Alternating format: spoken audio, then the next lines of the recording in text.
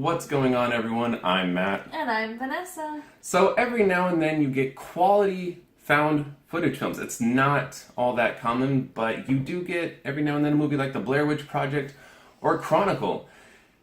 And then you get movies like Phoenix Forgotten, which stars Luke Spencer Roberts, Chelsea Lopez, and Justin Matthews, and tells the story of three teenagers who disappear after mysterious lights arrive over Phoenix. That's not all, though. There's also an investigation that takes place in present day with one of the teen's sisters as she's trying to figure out what's happened to her brother and blah, blah, blah. Who cares? This movie had some pretty interesting ideas. It's based off of the true story. Well, I shouldn't say it's based off of. It's touching on the story, the true event of the Phoenix Lights that happened in 1997, primarily using handheld camera footage and broadcast clips from that time. Yeah, and it is an interesting concept. I'm just going to roll with what you were talking about. It is an interesting concept because the lights appear over Phoenix in March of 1997, and still to this day, no one really knows what happened. So it is a really interesting concept, but unfortunately, for about 3/4 of this film, it's a mishmash between present day and the sister investigating, trying to figure out what happened to her brother, and flashbacks to the teens becoming more and more obsessed with these lights and trying to map out where the lights are going to show up next, and should we go and try to intercept these lights. So, I mean, but that's 3/4 of the film. That's 3/4 of the film, and I mean, the beginning works, and it's interesting, but it's because you don't know what's going to happen. Yeah, and it takes a long time for this movie to really get rolling, and then they decide to throw in this ridiculous twist involving a second camcorder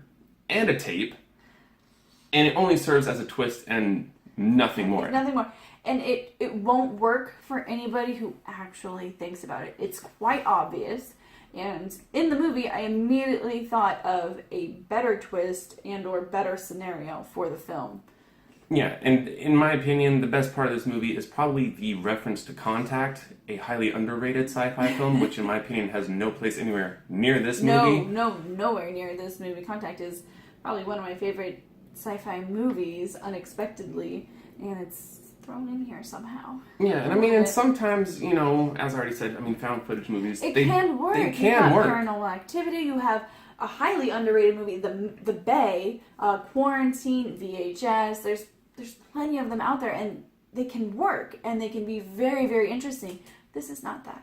No, this isn't that, and I feel like probably the only reason why this film even made it into theaters is because, if you've seen the trailers or if you've seen the TV spots, whatever, Ridley Scott's name is attached as a producer. But here's the thing. Here's the rub, if you will. He is one of 27 producers attached to this film. So by saying this is a Ridley Scott produced film, no. It really doesn't have a whole lot of, what is that called? What's the term they use?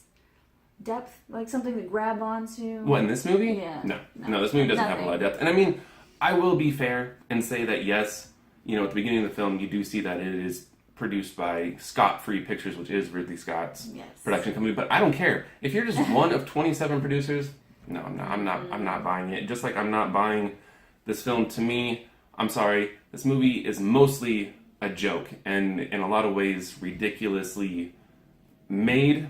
Yes. And we could talk about the acting, but that's not. not. It's not really. It's not something to do because found footage movies, you don't need good acting because you are portraying real people in real events.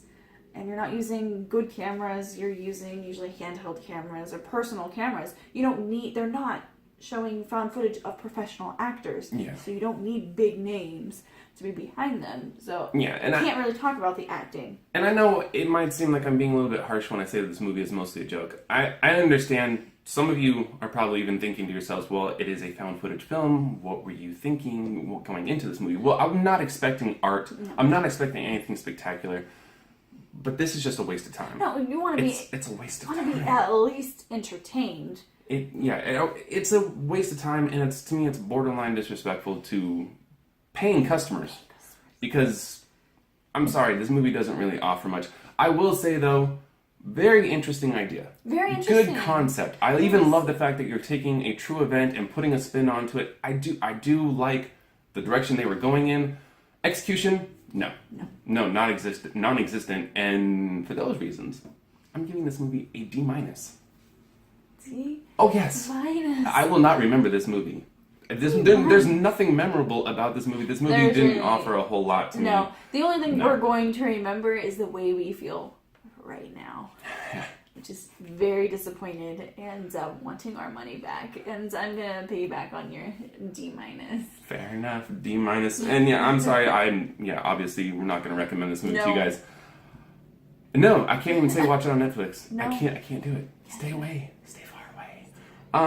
And that is it. Save your time, save your money. Yes, and watch something else. I'm going to stop this right here because I don't want to talk about this movie anymore. I really don't. We spent money on this movie, and we did it so you don't have to. Let's go that route, okay?